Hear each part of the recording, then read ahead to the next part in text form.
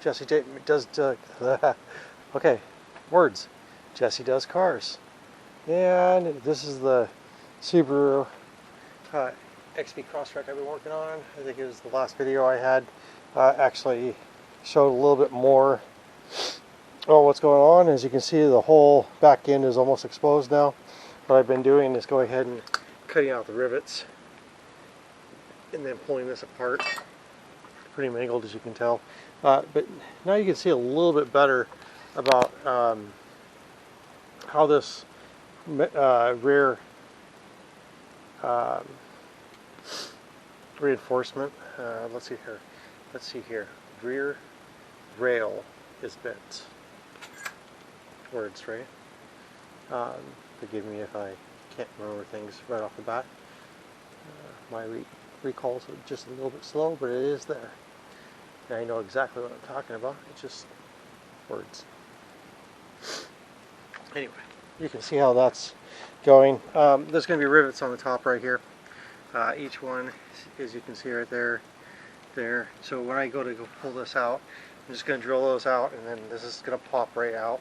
As you can see, that part of this pan is still mangled.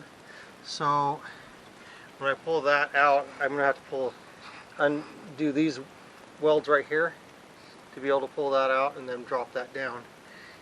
Hopefully this just separates. I haven't actually taken a look, but I'm looking right here. It looks like they're going to just separate. I'm hoping that these are not welded in, tacked in right there, but odds are pretty good they probably are. So it's just kind of stupid because getting that unbent, interesting. Getting that unbent, so it requires getting that unbent to actually pop those rivets. It's going to be interesting. Okay, so anyway. Okay, so upon further inspection, that piece actually needs to be replaced too if I can't get it hammered out. So I'm going to try to pull it out first, and if I can't, then I'm going to have to actually have it or remove it and actually purchase a new one and weld that back in as well. So just an FYI on that one. It's going to be interesting. Okay, so anyway, so once I get this this piece out right here, I'm hoping I'm not taking out too much. What I do see is the metal is pretty much consistent all the way to here, so that's what I was doing on that side right there. I actually took it all the way to this piece right here and took it all the way out. So I'm hoping that this all right there up to this point is all one piece, because I do see that there's actually two pieces right there on top that mold in. Pretty sure that this is just all comes with that. This piece actually comes separate, surprisingly enough, but it actually comes with this piece. So there's that. Okay, so if you see this right here, this is the piece I was just talking about. I believe this is that corner right here, so I believe this goes all the way up to the top. This is also that little piece I was saying that comes separate, but it actually comes as one piece. So that should work with that as well. So just for clarification, this is the piece that actually comes with that.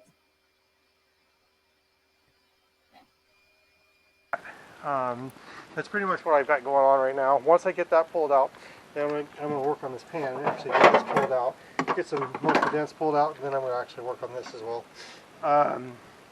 This should be pretty easy once I get all this off, and then just pull that out, hammer it down, and get it all straight. So the one thing I'm going to have to worry about is the sides from here to here. As you guys remember, this thing was dented in, so it could have, there's nothing really for it to grab onto to pull inward like this, but it was dented in this way, so it's possible that it pulled these in further. I'm going to have to do some measurements real quick, make sure that that's not different.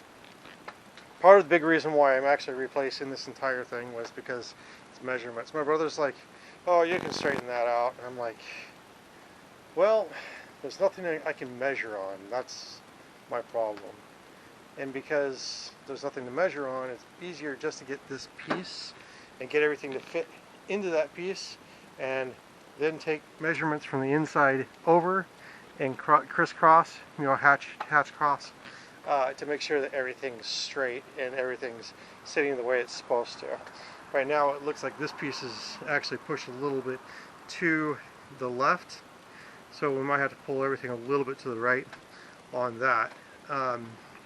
Just looking at it from right here, and I can kind of see there's some bowing up here, so it looks like it's pushed a little bit to the left. So anyway, so I just want to give you an update, so let you guys know where I'm at. Yeah, so it's progressing. It's getting winter and I have really no place to work, so I'm kind of going a little bit slower.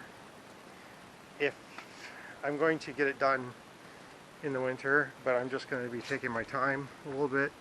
I'm not going to be, because of this being metal takes a lot more out of you. Bolt-ons and stuff like that is a lot easier. I'm probably going to replace this deck coming up the next couple days.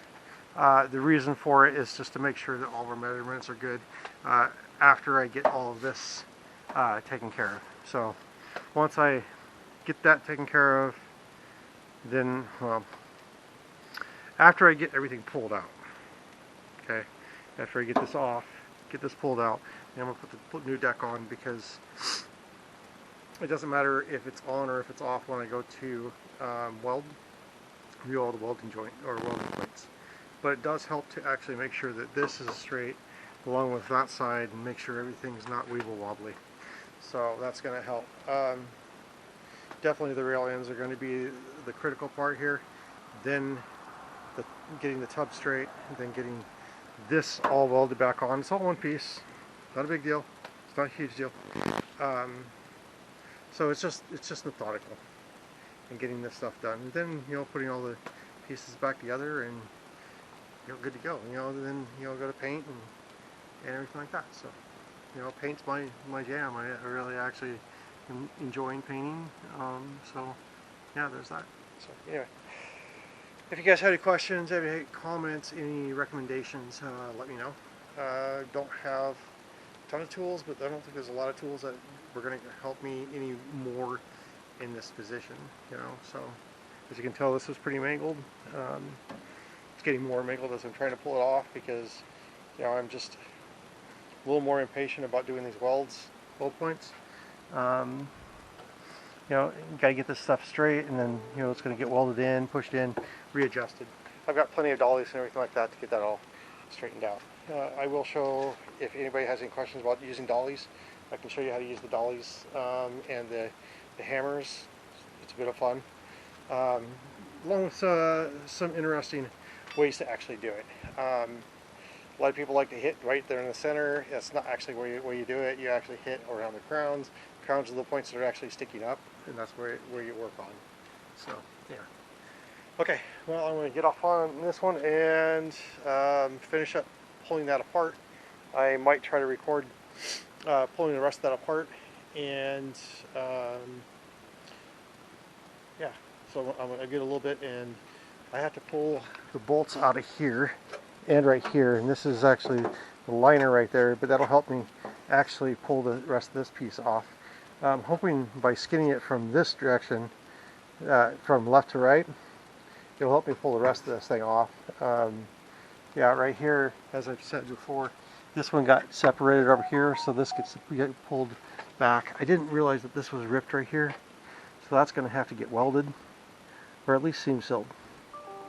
I'm going to shoot for seam sealed, because I don't think that that's super structural right there.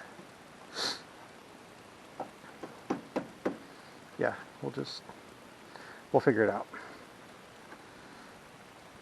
Ah, bummer. You guys have any comments about that? Let me know. Alright, talk to you later. Okay, take 3, guys. Had some cats playing in the background, things like that. Anyway, I just wanted to follow up. The last part of this video was I'm actually looking to get a frame rail puller. Um, I do have stuff that I can actually do body work with. It's actually a what's called a bridge, and I can do metal work with it, and I can also do paintless dent removal, PDR, with that as well. However, it neither one of those actually takes care of actual really hard bends and things like that. So what I do have right now is I have like a 1,500-pound winch mounted to an 8x8 post that's in my front yard that actually connects to my fence line. So that helps me pull things out. However, it would be much easier to actually just have the frame rail that I can just put in there, angle it out, and everything like that, instead of having to re-angle the vehicle every time. Um, Not to mention the fact that I actually need a lot more of the frame or the pulling tools. So having those extra tools and things like that, and then being able to actually um, pull out the frame the way I need to would definitely go a long way in helping me with these builds. Metalwork takes a lot out of you, and it's not like bolting on and unbolting things. It's not the same. You just a lot of up and down and getting in and out and clamping and pulling and heating up and all these different things. So like obviously as you saw that I was popping out rivets and things like that. They're actually not rivets, sorry. Um, anyway, so moving forward, if you'd like to help me get to that point, like, share, um, and follow. Definitely comments. I appreciate the comments. I'm trying to actually get there. But the whole purpose of doing this is I think I've said this before, not looking to do things perfectly. I'm trying to get things done and fixed and repaired functionally. Also, I am not like all these big YouTubers and things like that. I don't have a shop. I don't have tools. I don't have really cool cars to work on. I am just doing this for the average everyday person who picks up a car for $1,000, straightens it out, and then puts it back on the road and is able to drive it. If they could sell it for a profit, that's great, but the profits are not going to be hugely there if you're doing bolt-on stuff and everything like that. The prices add up very quickly when it comes to adding new stuff. So my goal is to actually repair as much as I can, such as like doing plastic repair and things like that, as you've seen in prior videos. Uh, Repair as much as you can, replace what you need to, and then get it back on the road. That's the goal here. And if you do those things in that order, you're going to wind up, as long as you purchase the car at a decent price, you're going to wind up with a little bit of a margin there where you can sell. But when you start acting or stacking parts up, the deviation gets there. So now this is what you have to sell a car for instead of being down here. So um, there's a price margin right there, right? And so every time you buy a new piece, so that thing shrinks. So um, just trying to help you guys out, trying to help me out, trying to learn as I go as much as you guys.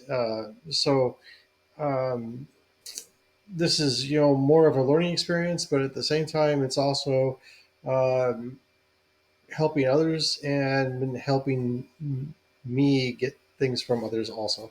So um, just keep watching, and I appreciate your time. And yeah, I'll keep putting things out. Thanks. Make sure you like, subscribe, and follow.